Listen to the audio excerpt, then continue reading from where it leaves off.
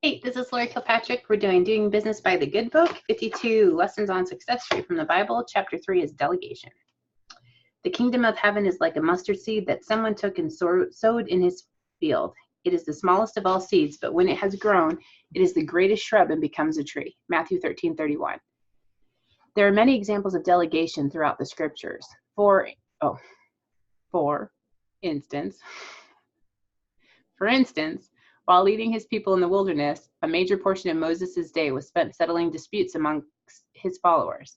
Observing this, his father-in-law Jethro advised him to delegate. In Exodus 18:17 through 27, Jethro told Moses to stop wearing himself out by attempting to do everything himself. He suggested that Moses surround himself with able, trustworthy men and appoint them to manage others. These trusted individuals would serve as judges on trivial matters, and only important matters would be presented to Moses. You are placing too much burden upon yourself by attempting to do everything, Jethro warned. In the way that Moses had initially failed to delegate, many sole proprietors also overburden themselves, and they too wear themselves out with a heavy task. Conversely, successful owners of companies employing many people take advantage of leverage, which permits them to accomplish considerably more. They do this by delegating responsibilities. Jesus also recognized that he could accomplish more by delegating to others. In Matthew 10, Jesus authorized his 12 disciples to cast out unclean spirits and to cure disease and sickness. They were instructed to neither solicit Gentiles nor enter any town of the Samaritans, but instead go to the lost sheep in the house of Israel. Jesus asked them to proclaim the good news. The kingdom of heaven has come near. Their mission was to cure the sick, raise the dead, cleanse the lepers, and cast out demons. Jesus did not pay his disciples, and said they should not accept any payment for their work. And when they entered a town or village, they should find out who in it was worthy and who was not. Jesus' disciples were ordinary men from diverse occupations. A fisherman might sit at his feet beside a tax collector. Most importantly, they were good men whom he trusted and gave enormous responsibility. Through the scripture, I have learned to delegate responsibility to individuals based on their attitude, work ethic, and principles. I believe it comes down to trusting the right people, those who have integrity, loyalty, and commitment. Humility is really good too. I look for these qualities before I place people in leadership roles. While there may be other candidates with better resumes, I listen carefully to what a person receives in his heart. Through conversation, what he is receiving in the gospel comes out. Luke 6:45 says that a good person speaks from the heart, and if we listen carefully, we will pick up on this. With this in mind, what a person is internalizing means more to me than their credentials. Several times we hired people who looked good on paper but didn't work out. On the other hand, we've put good, solid business people into positions even when they didn't have all the necessary technical skills. We believed they had good core business principles and understood how to work with people. Once on the job, nearly everyone learns the necessary technological skills. In Matthew 13:31, a parable of Jesus is quoted. The kingdom of heaven is like a mustard seed that someone took and sowed in his field. It is the smallest of all seeds, but when it has grown, it is the greatest of shrubs and becomes a tree. A business person delegates assignments to people, and like the planting of a small mustard seed that becomes a tree and branches out, the work blossoms and multiplies. Great organizations blossom through the efforts of many. In the beginning, the owner of a small startup company may have no one to delegate to. Consequently, the owner does everything, from secretarial chores to selling and servicing customers. Later, when he employs workers, he has so accustomed to doing everything himself. He has become so accustomed to doing everything himself that he finds it hard to delegate. He thinks, if I want it done right, I need to do it myself. As a result, they end up delegating only menial assignments, keeping meaningful responsibilities to themselves. I understand it's not easy for an entrepreneur to let go. He has already developed his own personal way of doing things. Frequently, this is because a company owner lets his ego get in the way and believes nobody can match his expertise, especially in a business he built from scratch. I have a special word for this attitude. I call it edgo. It means edging God out. I say, better to let go and let God. To grow a business, you can't let false pride govern you. As Proverbs 16:18 says, pride goes before destruction and a haughty spirit before a fall. At some point, you have to let go and trust your people. You sow the seed of trust by giving trust. I truly believe delegation begins with trusting others, followed by letting go. In a sizable company, a good leader must trust key individuals to assume responsibility for various segments of the business. Only in this way can strong partnership relationships be built. Through this trust and confidence, a company can grow exponentially. Once the owner relaxes his or her tight grip on operations, the small mustard seed grows and branches out. As CEO, I must surround myself with specialists from different areas who have expertise that exceeds mine and must rely on their advice. This requires me to have explicit trust in these individuals because I must rely on them to operate their own organizations within the company. With everyone aboard sharing a vision, our mutual plan serves as our roadmap into the future. Our company has a matrix that allows us to use an effective reporting system to measure and monitor each organization's success for profitability. At weekly finance meetings, we review every department of the company. This way, everyone can pull together and receive support from others. Although I bring wise counsel together to determine what is in the best interest of the organization, as CEO, I am responsible for the final decision. Now, this is wonderful.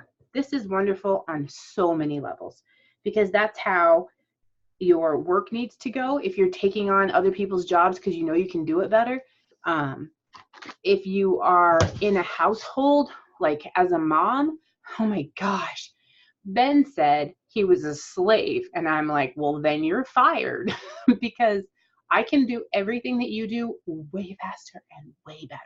But it's your responsibility and you need to take responsibility for it. And then I'm taking it back, but not until he shows that he's like taking it seriously and doing it to the best of his ability, because it's not about getting the dishes done or the kitchen clean. It's about him doing the best he can with what he's doing. So we're not getting the dishes done or cleaning up the kitchen. We're growing Ben.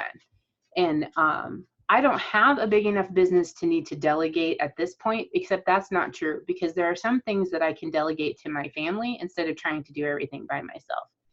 And there's some things too, like it doesn't necessarily need to be with like physical things that you need to do. You can do that with knowledge too. I don't need to know everything. I've got amazing resources like Jen O'Sullivan, like Jim Bob Hagerton, like Lindsay Elmore, like Lucy Libido. There's all sorts of resources out there. I don't need to know everything, but I like to like have everything under a umbrella that's easy and quick. So Mary made it super easy for me at convention when she said that life science publishing, maybe she didn't say this, maybe someone else said this, it might not have been Mary, don't quote me on that, but that there are a ton of great resources at life science publishing. So everything that's at Life Science Publishing is pretty much resources that have been approved by Young Living. That's what I was told, or maybe that's just what I assumed. Don't quote me on that. But that's where I took it, and that's what I do. So if someone is looking for resources, I send them to Life Science Publishing, because if it's under Life Science Publishing, then you can go find the author that you like and find out what else they have, because they might not carry all of the books that that author writes, but they'll have one or two, and then you can go check out to see if they have any more. Do a little bit of work so you can have a little bit of reward. So yeah, delegating is super important, whether it's just recognizing that this isn't your strong suit and go find somebody to help you, even if you're just getting coached for a little while to strengthen a part of you that isn't very strong, that's delegating. It's like acknowledging where your limitations are and where you need to go, or acknowledging where your limitations are, but seeing where other people's strengths are, because not one of us was made to do this alone or all by ourselves. You know what I mean? Like, we need other people. We need them. And what's great about that is they're going to fulfill a role that you didn't even understand. Like, you might hire someone or work with someone who is more outgoing than you, or better administration skills. We need to be friends. Or, whatever you're lacking in, or wherever you're not super strong, to have somebody in your life that has that, then ta-da, you're good to go. Also, delegating is being, how do you say that? To be able to delegate, you need to not only recognize where you want to go, but where you are, and to see where the gaps are so that you can fill them in properly. We struggled with that. I knew this is where we were and this is where I wanted to be, but I didn't know how to get there. So I'm like, that's where we're going. Does anybody know how to get there? you know, and I don't always know how to get there. So reaching out and asking for help. The latest one that we did, I started listening to, oh shoot, it's by Focus on the Family, and it has to do with mothers and respect and sons, mothers respecting sons, or giving respect to your sons. It's one of those. It actually is a spinoff from the crazy cycle that he talks about in one of his marriage things, where they, a woman doesn't feel loved, so she's being disrespectful, and since he doesn't feel respected, he's not being loving, and then it just turns into this crazy cycle. And a bunch of women were going home and applying the same principle to their sons, and we're getting really, really good results. So it was in respecting your husband, and it works with your sons too, because it's a male female thing, so I needed something to change, and I wanted it to be Ben, but I have no control over whether or not Ben changes. And it's not like I could fire him and get another one. Excuse me, because my job isn't to replace his role, it's to grow and nourish and, get his wings gone so that he is walking on the path that he needs to be the person that he was made to be. So it's great too, because part of the reason why I put it off was because I thought I was going to have to completely change who I was, and I wasn't quite ready for that. But this is nothing about changing who you are. You remain you, because you were made perfect and wonderfully made too. And if you might have some lessons with God, that's a different thing. But how you're relating to your son shouldn't change drastically, because then you're like a weird person. So I'm still me. I just added, I respect you as a person. I do not respect your choices. You are respectful of the spirit of the person, and then discipline the wrong action, or the not so smart action, or the whatever, because it says in there too that a parent who loves their child disciplines them, or maybe it says a parent who doesn't love his child, or doesn't discipline, hates them.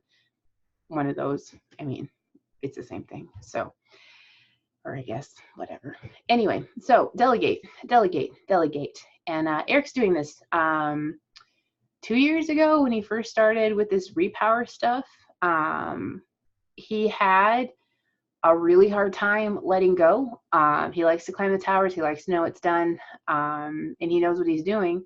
And while he's actually really good at explaining things, I'll be like, the thing with the other thing over on the other thing, put the thing on the stuff, but he's really good at explaining, which is why he has so many great guys working with him that he's actually trained. But he had a really hard time letting go of control, because when ultimately you're responsible for it.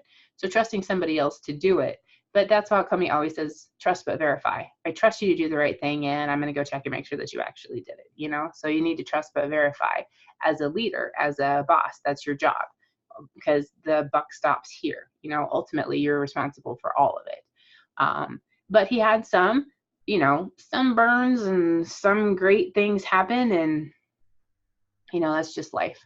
So he's learned now. I mean, then he had like one crew, then he had 3 crews, and he had 5 crews. I don't even know how many crews he has now. I think he has like, I don't know, somewhere around 40 people underneath him now, maybe more, because they made him general foreman of this. But anyway, he's got a whole bunch of people, and he just can't do it anymore. But over the last 2 years, he's just been learning. You got to delegate, and you have to trust, and you have to encourage, and you have to stop bad behaviors. Like, I don't know. We have these discussions a lot about how it seems like a lot of our job is just encouraging people to do what they know they should be doing in the first place. Stop being lazy, which clearly I'm not doing all of my stuff like I'm supposed to, but nobody's perfect. Anyway, but that doesn't make an excuse. You still need to do the best you can with what you've got. So, which is a great segue for the other segment that I have to do. So I love you. Have a beautiful and blessed day. We'll do day 4, which is striving for excellence, next week. So if you have a chance to delegate this week, be intentional about it. Sometimes when we're really bad at delegating, we'll swing too far the other way and get super bossy. So, try to find a nice happy medium. And it's easy to delegate when you know where you're going to. So sometimes just even that 5-minute focus where you just sit down and write down, this is where we're going and this is what I need to do and here are the steps to get there, and just break it down until it would have been easier to just do that last step than it would have been to write it down. And then you can see where all of the things need to go and where you have some gaps and might maybe need a little help on the way. And if you're sabotaging, then maybe you need to understand how beautiful and wonderful you are.